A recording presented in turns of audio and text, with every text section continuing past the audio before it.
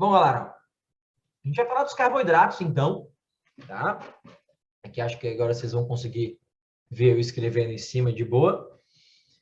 Então, a gente vai começar os compostos orgânicos, os carboidratos, né? Ainda dentro da bioquímica, né? Composição química dos seres vivos. Então, os compostos orgânicos são aqueles que possuem carbono, tá? E hidrogênio, ó, tá errado aqui, é carbono e hidrogênio, se você enganou, depois eu mando a versão correta para vocês, tá? E hidrogênio em suas moléculas, beleza? Então, carbono e hidrogênio em suas moléculas. Podem possuir outros átomos, como oxigênio, nitrogênio, fósforo e enxofre. Mas carbono e hidrogênio são obrigatórios. São moléculas com alto peso molecular quando comparadas às moléculas inorgânicas e, de forma geral, são fabricadas por organismos vivos. Daí o termo orgânico, porque precisam ser fabricadas por organismos, né, vivos. A gente viu isso lá na nossa primeira aula, tá bom? Quem são os orgânicos? Carboidratos, lipídios, proteínas e ácidos nucleicos. Marquinhos, as vitaminas não são orgânicas? Elas são também, mas vitaminas não entram num grupo quimicamente classificado. Vitamina, cara, é um grupo funcional. Vitamina é ou um monossacarídeo, um carboidrato que atua como vitamina, ou um lipídio, na verdade um ácido graxo que atua como vitamina, um aminoácido que atua como vitamina, ou um nucleotídeo dentro dos ácidos nucleicos que atua como vitamina. Então, eles não são, vitamina não é uma classificação química, é uma classificação funcional. Então, uma vitamina é orgânica, mas vai estar dentro de um desses quatro aqui, e a gente vai ver as vitaminas depois, tá? Bom, vamos falar então dos carboidratos, também conhecidos como glicídios, glucídios, glúcides, sacarídeos, ou simplesmente açúcares, tá, gente? Galera, isso é tudo sinônimo, tá? Chamar de carboidrato, glicídio, glucídio, sacarídeo ou açúcar é tudo a mesma coisa num contexto biológico, num contexto técnico, tá? Claro que no nosso dia a dia, a gente tem outras nomenclaturas. Por exemplo, quando a gente fala açúcar, a gente está se referindo a um carboidrato que é a sacarose. Quando a gente fala carboidrato, a gente está se referindo a um carboidrato que é o amido. Então, essas nomenclaturas populares a gente tem que tomar muito cuidado. Para a gente, na biologia, é tudo sinônimo. Chamar de carboidrato, açúcar, glicídio, glucídio, tudo sinônimo. Tá? Beleza. O termo carboidrato, gente, é uma classificação muito mais química, tá? Perdão, muito mais biológica, desculpa. Muito mais biológica, tá? Eles têm a função basicamente energética. Os carboidratos, a grande maioria tem função energética, mas não é a única função. A celulose, né, é também um carboidrato, certo? A celulose aqui do papel é um carboidrato e a função é estrutural. Forma a estrutura de parede celular de vegetais, né, e de algas, né, de algumas algas. Mas a principal função é energética. São conhecidos como açúcares também. Só que olha só, falei para vocês que é uma classificação, uma nomenclatura carboidrato, glicídio, glucídio muito mais biológica. Vocês veem isso na química também. Mas quimicamente, como função química, tá? Carboidrato, cara, é outra parada. Tem outra nomenclatura, né? Vocês veem lá na química orgânica, vocês vão ver com o Marlon lá na química orgânica, né? Quem está aí fazendo o QMC também, ou se não viu nos seus cursinhos aí, terceirões e tal, a química orgânica, vocês veem as funções orgânicas, né? Aldeído, cetona, álcool, éster, né, e tal. Então, o que é um carboidrato quimicamente falando? Ou ele é um polihidroxialdeído, ou seja, é uma cadeia aqui, né, com vários, uma cadeia de um aldeído, né, com vários grupamentos OH ligados, OH aqui, tá? Então, polihidroxialdeído, ou seja, o aldeído de cadeia longa com várias hidroxilas ou OHs ligados, ou é uma cetona de cadeia longa com várias, né, com várias hidroxilas ligadas, vários OHs ligados, tá? Então, quimicamente, o carboidrato é um polihidroxialdeído ou uma polihidroxicetona. Então, pensou em carboidrato, tem que lembrar que quimicamente ou é um aldeído ou uma cetona, tá? Beleza? Pessoal, classificação dos carboidratos. Carboidratos são classificados de acordo com o número de moléculas que eles são formados, tá? Os monossacarídeos são carboidratos formados por uma única molécula. Eles têm só uma molécula na composição, tá? Essa molécula, gente, ela vai ter um número de carbonos, lembra, é um composto orgânico, tá? Tem carbono e hidrogênio obrigatoriamente, tá? E olha só, essas moléculas, tá? Elas vão ter um formato circular, elas vão ter os carbonos ligados ciclicamente, uma cadeia fechada de carbonos. Por isso a terminação -ose. Lá na química, pelas regras da IUPAC, que vocês aprendem lá, né? A terminação -ose indica uma cadeia carbônica fechada. Então, olha só. Isso aqui seria uma cadeia carbônica aberta, tá vendo? Isso aqui, ó. Agora, isso aqui tem 5 carbonos ligados de forma aberta. Agora, isso aqui, ó, são 5 carbonos ligados de forma fechada, tá vendo? Cíclica. Então, os monossacarídeos são carboidratos formados por uma cadeia carbônica fechada, tá? N, pessoal, é o número de carbonos da molécula. E o N num monossacarídeo pode variar de 3 a 7. Então, pode ser assim, ó, 3 carbonos ligados ciclicamente, 4 carbonos ligados ciclicamente, 5 a gente viu aqui, 6 ou 7 carbonos ligados ciclicamente, tá? Mas olha só, para a gente de importância biológica, e quando eu falo importância biológica, gente, não quer dizer importância para o organismo necessariamente, não quer dizer que somente esses vão ter importância lá no organismo vivo. Quando eu falo importância biológica, eu estou falando num contexto de ensino médio, de pré-vestibular, de cursinho, de vestibular e Enem, tá? Então, num contexto de vestibular e Enem, ou seja, que pode cair para vocês numa prova, tá? Que é o nosso objetivo aqui, fazer uma preparação para essas provas, né? A gente só vai se preocupar com os N's igual a 5 e 6. Pode ir de 3 a 7. Para a gente só importa N igual a 5 e N igual a 6. Só esses, tá? N igual a 5 tá... Deixa eu apagar aqui a parada. N igual a 5 tá ali na nossa direita, né? É uma pentose. Pente, porque é o radical penta, né? De 5. E ose, que é a terminação para moléculas de cadeia fechada, tá? Então, galera, isso aqui embaixo ó, é uma pentose, são 5 carbonos ligados ciclicamente, certo? E aqui, ó, no lado esquerdo, eu vou botar uma hexose, tá? Então, hexose, você vai ter 6 carbonos ligados ciclicamente, ó. 1, 2, 3, 4, 5, 6 carbonos ligados ciclicamente. Aí, claro, né, gente, vai ter aqui, né, os oxigênios, os hidrogênios, tal. Não vou ficar botando tudo aqui, né? Mas são 5 ou 6 carbonos ligados ciclicamente. Existem monossacarídeos com 3, com 4, com 5, com 6 e com 7. Para a gente importa os que têm 5 e 6 carbonos ligados ciclicamente, tá? Beleza. Esta molécula aqui, com 5 carbonos ligados ciclicamente, pode ser apresentada, se apresentar para a gente de outra maneira, que é usando uma figura geométrica. Um pentágono, né, gente? A gente faz assim, ó. 1, 2, 3, 4, 5 lados. Cada vértice, cada junção entre retas aqui é um carbono, tá? Então, isso aqui é uma outra forma de representar isso aqui embaixo. Mesma coisa. Da mesma coisa que a hexose aqui, ó, com 6, pode ser representada por um hexágono. Meu sobrinho disse que é um hexágono. O hexágono, tá? 1, 2, 3, 4, 5, 6 carbonos ligados ciclicamente. Cada vértice, cada encontro entre retas é um carbono, tá? Então, são maneiras de classificar. Beleza? Pessoal, pra gente, então, monossacarídeos, mono quer dizer 1, sacarídeo é uma terminação para açúcares, monossacarídeos são açúcares que só possuem, tá, uma cadeia carbônica, uma molécula, tá? Essa cadeia carbônica é sempre cíclica, pode ser então com 5 carbonos, as pentoses, ou com 6 carbonos, as hexoses, tá bem?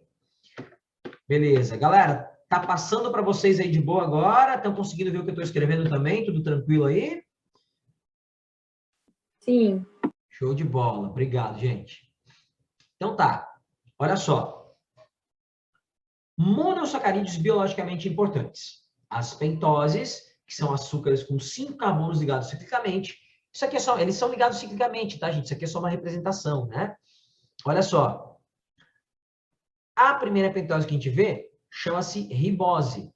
ela é constituinte da molécula de RNA. A sigla em RNA é a sigla em inglês para ácido ribonucleico, que tem ribose na composição. Tá? E a sigla, tá, DNA é para ácido desoxirribonucleico, que tem desoxirribose na composição, certo? Está no DNA, portanto. E que, olha só, pessoal, a gente tinha aqui uma fórmula geral, que a gente viu anteriormente aqui, ó, que era CnH2ON. Isso quer dizer que para cada carbono teria uma molécula de água. Então, por exemplo, aqui, ó, C5H10O5. Se você divide pelo N, né, divide por 5 aqui, vai me dar CH2O. C6H12O6. Se você divide pelo N aqui, que é o 6, né, você vai ter CH2O. Então, para cada carbono, uma molécula de água. É um carbono hidratado, daí o nome carboidrato, entendeu? Então, carboidrato vem daí. Essa é a regra geral. Mas, claro que existem, né, exceções. E uma exceção está aqui, ó. A desoxirribose, que faz parte da constituição do DNA, cara, ela tem uma exceção aqui, ó. Ela não tem 5 oxigênios, ela tem 4 só. Tá? É culpa de uma ligação dativa aqui, se não me engano. Esse é o problema. Tá? Beleza? Então, essas são as pentoses, são estruturais. Cara, só uma estrutura de DNA e RNA. DNA é uma coisa muito pequena, RNA é uma coisa muito pequena, mas é matéria, tá? Talvez alguns de vocês tenham feito isso em laboratório na escola, que é extrair DNA de morango, pegar DNA na mão. Então, um dos constituintes dessa matéria, que é DNA, né, é uma pentose, né? No DNA desoxirribose e no RNA ribose, beleza? Então, estrutural, tá?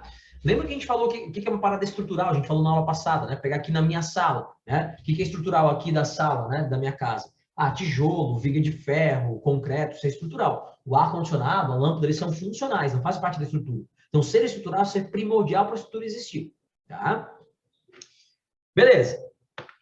Vamos falar agora das exoses. Exoses são monossacarídeos, carboidratos simples, que possuem, tá, 6 carbonos ligados ciclicamente. Isso aqui são representações, tá, gente? Então, aqui até parece que tem 5, só porque um está colocado aqui fora e tal, né? Mas são só representações. Eles têm 6 carbonos ligados ciclicamente, tá? Aí são 3 exoses importantes, tá?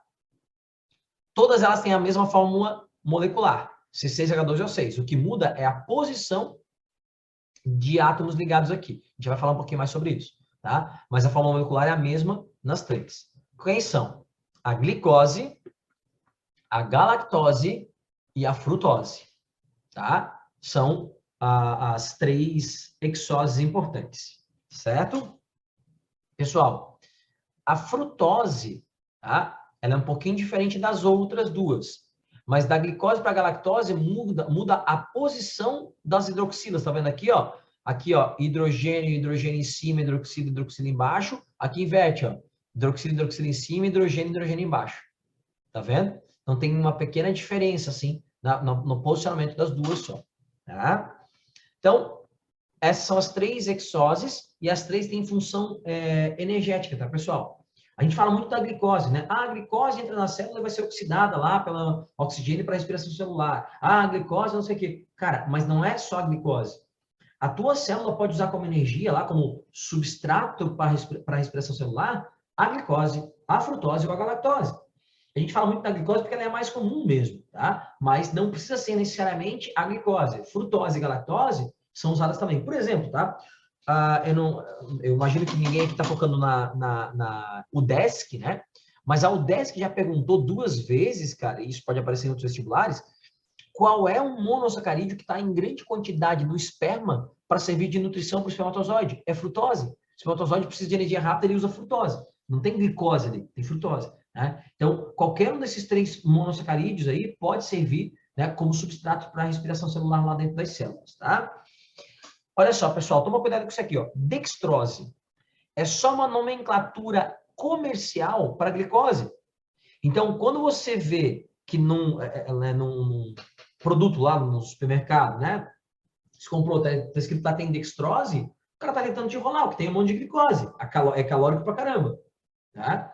Então, dextrose é glicose, é um nome comercial para glicose. Tanto que eles estão querendo proibir, tá? O termo dextrose. Né? Tem um projeto de lei para tentar proibir esse termo, porque é para enrolar a galera. Né? Chama dextrose, só que é glicose, na verdade. Dextrina é outra parada. Então tem que tomar cuidado. Dextrina é um polissacarídeo, que a gente vai ver daqui a pouco o que é polissacarídeo. Tá? Aí é outra história. Né? Dextrose é uma coisa, dextrina é outra.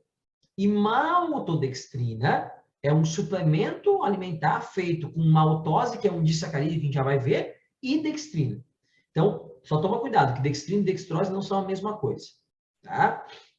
Bom, galera, deixa eu apagar toda essa rabisqueira que eu fiz aqui e eu quero mostrar para vocês uma coisa. Tá?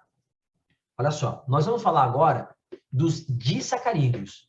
Tá? Disacarídeo é... Deixa eu ver se tem alguma coisinha no chat. Tá, beleza. Disacarídeo é uma união de dois monossacarídeos. Tá? É a união de dois monossacarídeos. Esses dois monossacarídeos que se unem, gente, são, tá, hexoses. As pentoses não costumam se ligar uma na outra. As hexoses, sim. Por que está entre parênteses oligosacarídeo aqui? Bom, vamos lá. Monossacarídeo é quando tem só uma molécula, só uma cadeia carbônica naquela estrutura, naquela molécula que eu estou falando. Oligosacarídeo seriam açúcares, sacarídeo de terminação para açúcar, né? Seriam açúcares que vão ter de 2 a 10 moléculas, ou seja, de 2 a 10 cadeias carbônicas, de 2 a 10 monossacarídeos juntos. Só que dentro dos oligosacarídeos, que vão de 2 a 10 monossacarídeos unidos, tá? Só tem importância biológica os que têm 2 monossacarídeos unidos. E eles a gente pode chamar de disacarídeo. Então, tanto faz, pessoal, nesse contexto, você se referir a essas 3 moléculas aqui, ó, tá? Que são, tá? A sacarose, a maltose e a lactose, tanto faz se referir, tá? Como disacarídeo ou oligosacarídeo. Os dois são certos. É que disacarídeo seria um tipo de oligo. Oligo é quando é a junção de 2 moléculas até 10 moléculas. Só que para a gente só importam os que têm 2 moléculas. Só eles têm importância biológica lá para o ensino médio, para o vestibular, aquela história toda. Tá? Então, tanto faz chamar aqui de disacarídeo ou oligosacarídeo. Tá? Beleza. A ligação glicosídica une esses dois monossacarídeos para formar um disacarídeo. Agora que eu quero mostrar para vocês nessa figura aqui, ó. Galera, para a gente, por exemplo, formar uma sacarose, tem que juntar uma glicose mais uma frutose. Tá? E aí, pessoal, essa ligação vai acontecer aqui. Ela chama uma ligação chamada de ligação glicosídica, tá vendo? Vai acontecer aqui. Só que é o seguinte, para essa ligação acontecer, esse cara aqui, a frutose, tem que perder uma ligação, porque esse carbono, aqui tem um carbono, tá? Ele já tinha 4 ligações, ó. É uma com o CH2 aqui, outra com o H, outra com o H aqui e outra com o O. Então, ele já tinha 4 ligações. Ele tem que perder uma.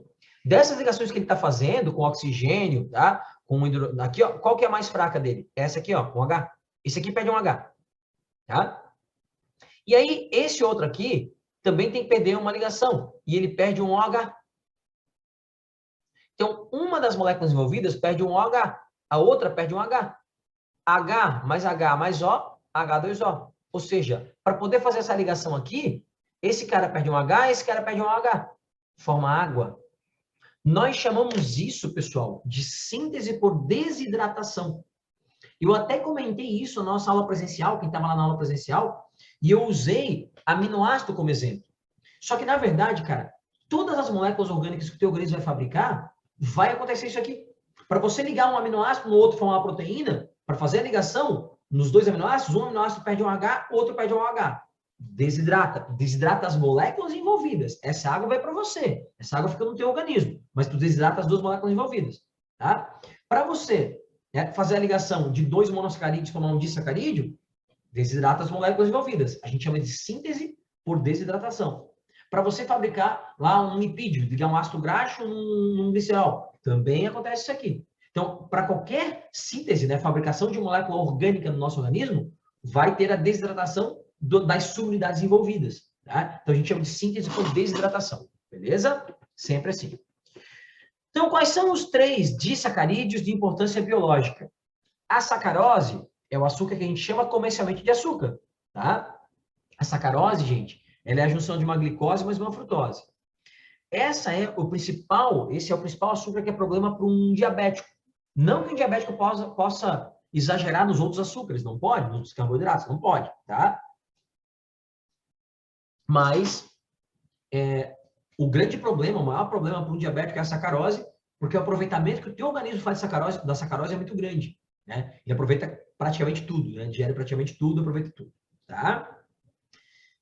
A maltose é a junção de duas glicoses. O disacarídeo maltose é a junção de glicose mais glicose. E a lactose é um disacarídeo, é a junção de glicose mais galactose. Então, sempre a junção de duas hexoses para formar um disacarídeo, tá?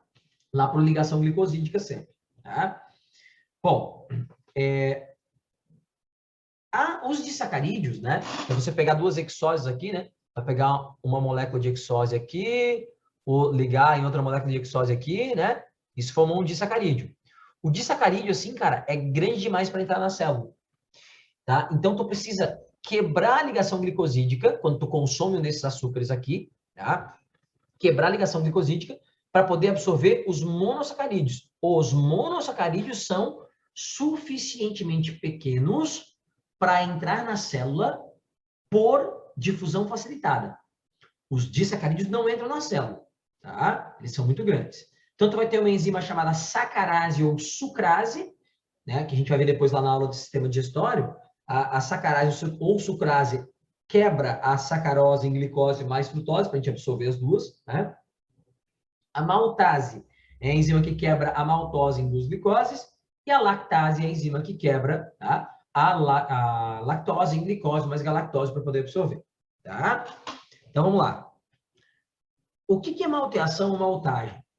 Eu botei esse slide aqui porque quando eu falo de malte, né, cereal maltado, né, muita gente fala agora de cerveja puro malte, né, e tal. O pessoal acha que malte é uma planta e não é, tá, gente?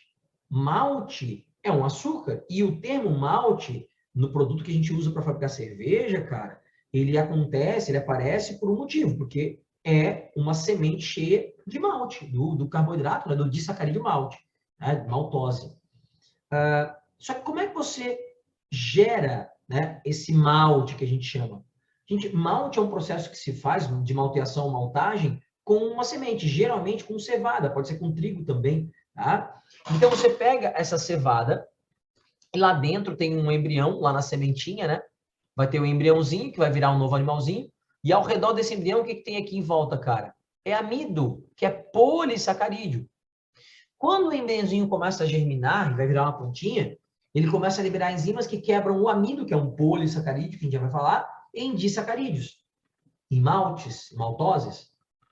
E aí, cara, essa maltose, ela é mais facilmente usada para o processo de fermentação que leveduras nós vamos fazer para fabricar cerveja. Então, o que vai rolar? A gente pega uma semente de cevada, de trigo, e começa a germinar ela, bota ela para começar a germinar. Quando ela começa a inchar um pouquinho, está indicando que o embrião ali soltou as enzimas, está transformando amido em maltose. Aí você desidrata essa semente, não deixa virar uma plantinha, né? Mas você deixou o embrião quebrar para você, né, o amido, que é polissacarídeo, em maltose. E aí você usa agora essa semente cheia de maltose, que antes ela tinha amido, agora ela está cheia de maltose, depois dessa pré-germinação aí, né? Aí você torra ou seca, dependendo de como você quer usar, de tipo de malte, né? E aí você usa aquilo para fabricar cerveja, uísque e tudo mais, tá? Então, malteação ou maltagem, cara, é um processo que se faz com algumas sementes, geralmente de cevada, né? Existem diferentes tipos de malte, dependendo do estilo de cerveja que tu quer fazer, diferentes combinações. Fazer cerveja é uma ciência complexa, tem muitas possibilidades, né? Mas você basicamente muda pelo o tipo de malte, né, que você está comprando aí, pelo tipo de torra. Se você só torra direto, que a gente chama de torra úmida, ou se a gente seca e depois torra, que é a torra seca, e pela variedade da cevada também, né? Tem várias variedades de cevada, o tempo de torra também, tudo isso influencia, tá? Então, isso é malteação ou maltagem, tá? Galera, existe uma doença chamada galactosemia. Uma doença bem rara, de origem genética, que ocasiona a produção da enzima, a não produção, desculpa, da enzima galactase. E aí essa pessoa não consegue processar a galactose. Ela fica acumulada no organismo, é um problema sério, tá? E vamos falar agora um pouquinho de intolerância à lactose. Pessoal, olha só. Intolerância à lactose é diferente de alergia, tá? Eu nunca vi, a gente, em 20 anos de professor e mais meu tempo de graduação, eu nunca vi ninguém com alergia à lactose. Nunca vi. Não estou dizendo que não exista, porque, sei lá, existe de tudo, né? Mas assim, eu nunca vi ninguém com alergia à lactose. Já vi pessoas com alergia a leite, e aí a alergia se dá por conta de uma proteína do leite chamada caseína, e não pela lactose. E já vi, claro, muitas pessoas com intolerância à lactose, tá? Geralmente, alergenos, substâncias que desencadeiam processos alérgicos, eles são proteínas, tá? É muito raro que um carboidrato desencadeie alergia. Por isso eu digo para vocês, né, repito, nunca vi ninguém com alergia à lactose. Já vi pessoas com alergia a leite, mas a alergia era a caseína do leite. E já vi pessoas com intolerância à lactose. Intolerância e alergia são coisas muito diferentes. Tá? Vamos entender a diferença, tá? Cara, uma alergia, ela ativa teu sistema imunológico. Quando alguma substância é um alergeno, vai estimular determinadas células da tua imunidade que vão produzir certas substâncias, né? Histamina e outras substâncias, tá? Então, perdão. Então vão recrutar e ativar teu sistema imunológico. Isso seria uma alergia. A intolerância é uma parada muito mais simples. Não tem sistema imunológico envolvido. É assim, ó. Tu vai lá e tu come, tá? Uma lactose, que é um disacarídeo. A lactose é grande demais para entrar na tua célula. Tu teria que quebrar a lactose, né, em glicose mais galactose. E quem faz isso é uma enzima chamada lactase. Aí tens um problema e tu não produz galactase, ou produz pouco, tá? Então tu não quebra a lactose. Como ela ficou, né, juntinha aqui, não quebrou, você não consegue botar ela para dentro da célula, porque ela é muito grande, e tu também não conseguiu digerir. Aí fica lá a lactose no teu intestino. Nós temos uma coisa chamada microbiota intestinal, micro-organismos que vivem no intestino, entre eles muitas bactérias. Algumas dessas bactérias vão pegar esse disacarídeo que você não conseguiu digerir para absorver, né, o produto da digestão, tu não conseguiu, eles vão pegar e eles vão fermentar. E a fermentação que essas bactérias fazem da lactose gera gases. É um processo de fermentação que gera vários gases. E esses gases, gente, vão acabar ali, né, inchando a pessoa, deixando desconfortável, dores abdominais, causa gases, causa diarreia, pode causar vômito e tal. Então, os sintomas da intolerância se dão porque você não tem enzima para digerir e aí bactérias fermentam ali a lactose antes de você conseguir digerir. Tá? Tem 3 tipos básicos de intolerância à lactose. Tá? O que é? Eu vou começar de baixo para cima, tá? O que é deficiência primária ou genética? É quando uma pessoa não produz lactose ou produz muito pouca lactose porque tem uma falha genética na produção de lactose. Lembra que eu falei para vocês já que não é porque uma doença é genética que eu tenho que nascer com sintomas? Na intolerância do tipo de deficiência primária ou genética, o mais comum é que ela se manifeste lá na adolescência ou no início da fase adulta. Tá? Então, não quer dizer que por ter a falha, a pessoa já nasce desenvolvendo sintoma, o teu corpo vai consertando essa falha até um certo ponto. Isso é deficiência primária ou genética. Ela pode se manifestar já no nascimento? Pode, tá? Pode, mas não é o comum, tá? Beleza. Agora, o que é, tá, uma deficiência devido à diminuição enzimática devido a doenças intestinais? Cara, é muito comum que crianças, bebezinhos, quando nascem, tenham problemas na adaptação alimentar, porque estava lá pegando só a parada já pronta do cordão umbilical. Aí tem que começar a digerir o leite, já às vezes é um problema. Ou então, na troca do leite, né, onde toma só leite materno, começa a comer papinha lá, sei lá, uma introdução alimentar de qualquer forma. Aí o que acontece? Muitas vezes o intestino dessa criança demora a se adaptar. E como ele não está recebendo bem esse alimento novo, seja leite ou outro alimento, ele pode criar processos inflamatórios que destroem células intestinais e são as células intestinais que são responsáveis por produzir a lactase. Então, às vezes uma criança desenvolve uma intolerância porque teve uma destruição, por qualquer motivo ali, por uma doença intestinal, destruição de células intestinais que pararam, então, de produzir a lactase. Aí depois que estabiliza, né, e recompõe essas células, volta a produzir lactase e perde a intolerância. Tá? Então, essa diminuição enzimática devido a doenças intestinais é uma parada bem comum também. E a deficiência congênita, pessoal, Deficiência congênita é quando, tá, a pessoa já nasce com a falha, já nasce com o problema. Qualquer doença congênita, não interessa qual é a causa da doença, se é genética, se é por um vírus, se é por bactérias, não interessa. Se a criança já nasceu com a doença, é uma doença congênita. Então, sim, existem crianças que já têm uma deficiência congênita da enzima, que já nascem com a falha, que pode ser por uma questão genética ou pode ser por um problema intestinal que a criança já tem lá desde né, da fase fetal. Tá? Então, deficiência congênita é qualquer deficiência onde a criança nasce sem produzir a lactase, tem intolerância, já nasce com intolerância. Aí pode ser a causa, né, por diminuição enzimática, por lesões intestinais ou por deficiência primária ou genética. Tá bom?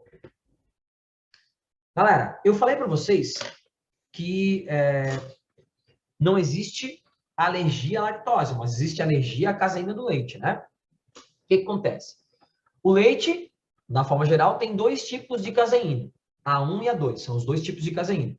A caseína A2 é menos alergênica.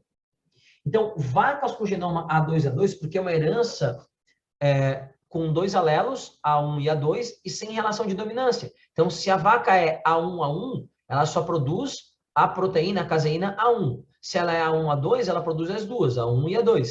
E se ela é A2 A2, A2 A2, ela produz só a caseína A2, que é menos alergênica. Então, o que os caras estão fazendo, hoje tem só uma indústria aqui no Brasil que faz isso, não lembro o nome agora, acho que é a Santa Clara, que eles fazem um mapeamento genético e só cruzam vacas A2 com touros A2 e geram vacas leiteiras A2 para você criar um leite com menos alergênico, que basicamente não causa problema em pessoas que têm essa alergia. Com esse leite, elas acabam não tendo problema, tá? São as vacas A2, tá? Vamos aos polissacarídeos, então, gente. Polissacarídeos são aqueles que têm muitos açúcares, tá? Formados por união de muitos açúcares, acima de 10. Só que assim, ó, nós vamos ver 4 polissacarídeos.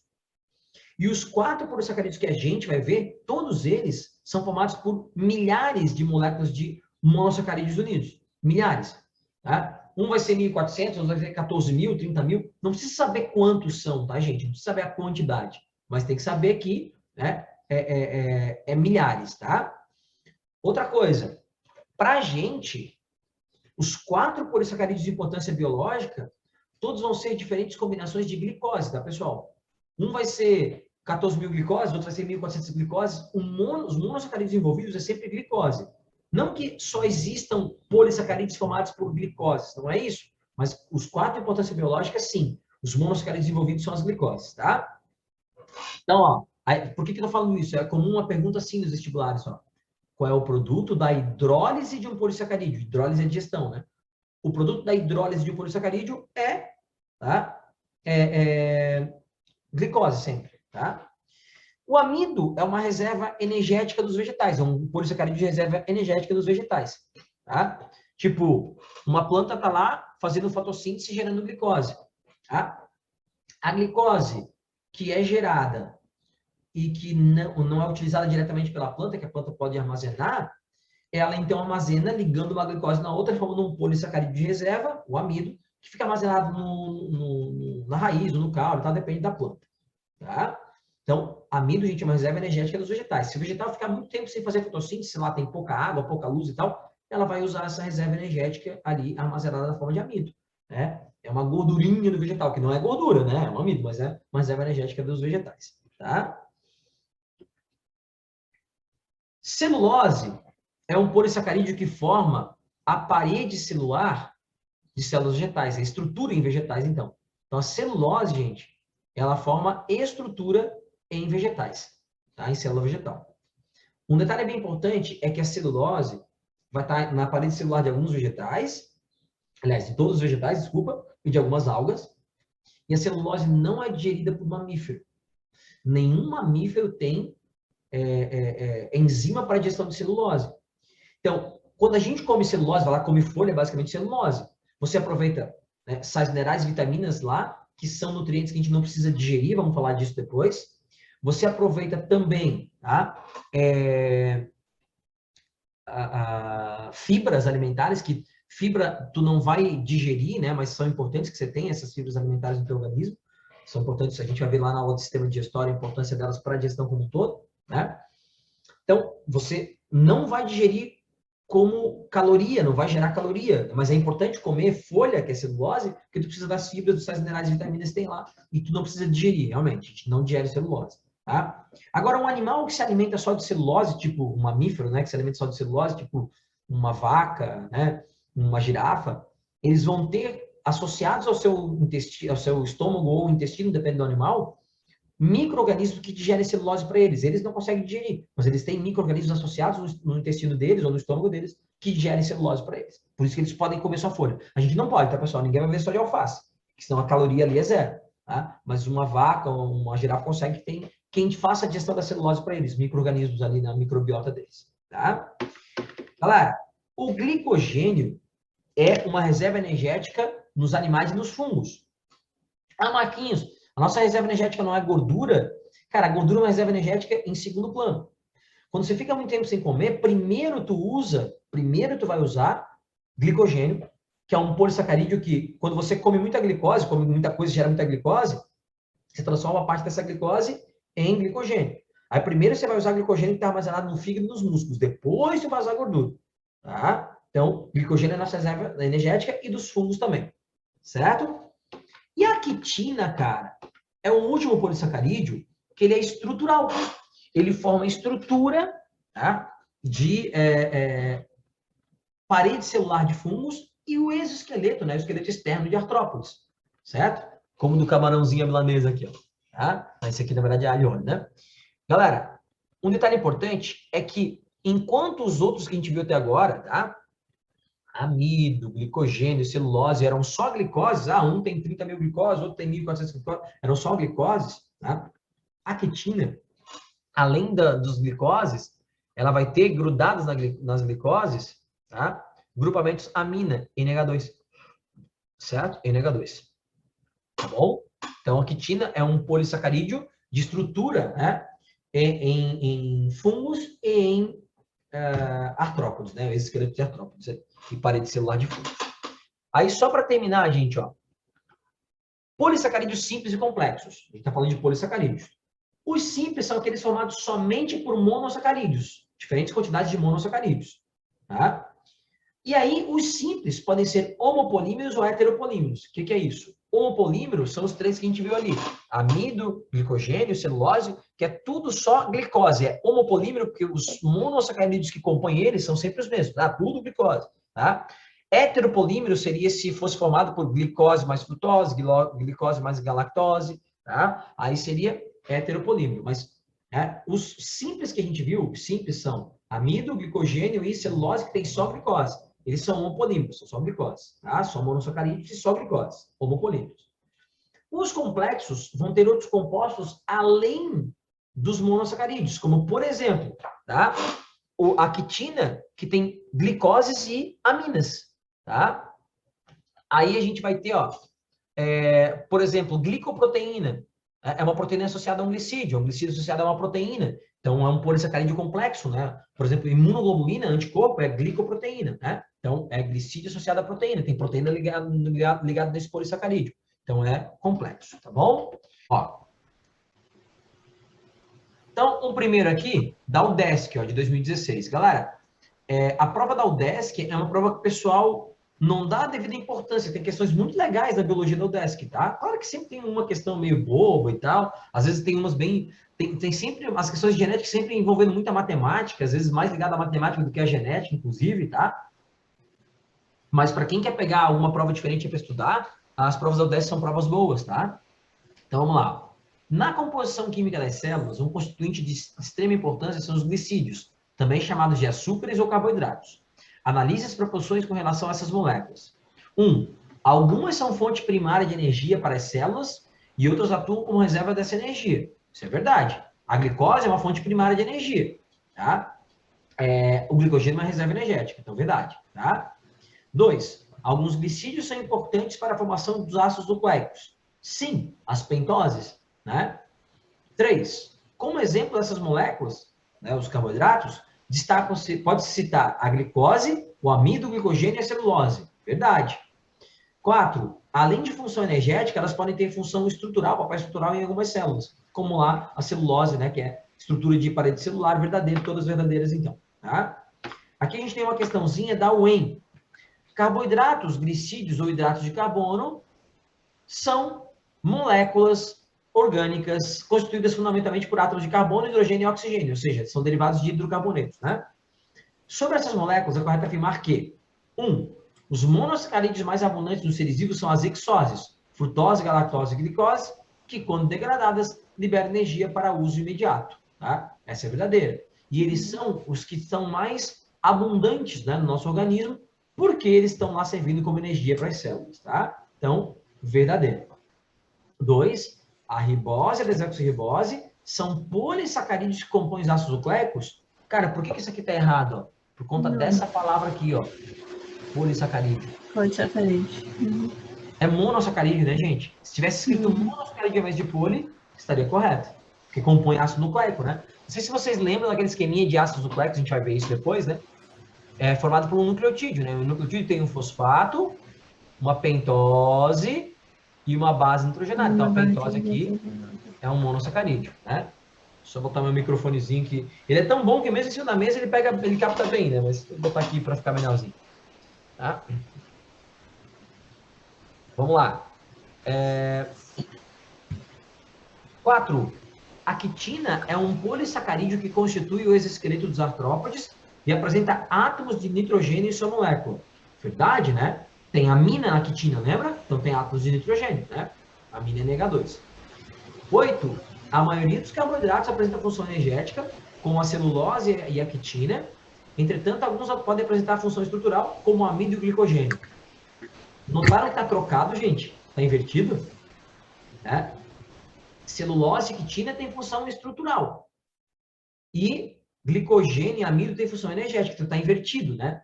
A maioria dos carboidratos apresenta função energética, como a celulose e a quitina? Não, celulose e quitina são estruturais.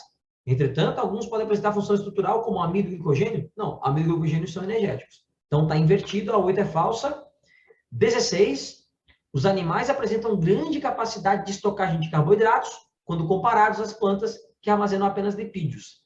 É o contrário, cara. A gente costuma armazenar lipídio e as plantas costumam armazenar carboidrato. Tá? Então, é o contrário. Falso. Tá bom? Eu vou mandar a listinha para vocês, tá, gente? Depois, acabando a aula aqui, eu mando a listinha de carboidratos e lipídios, tá bom?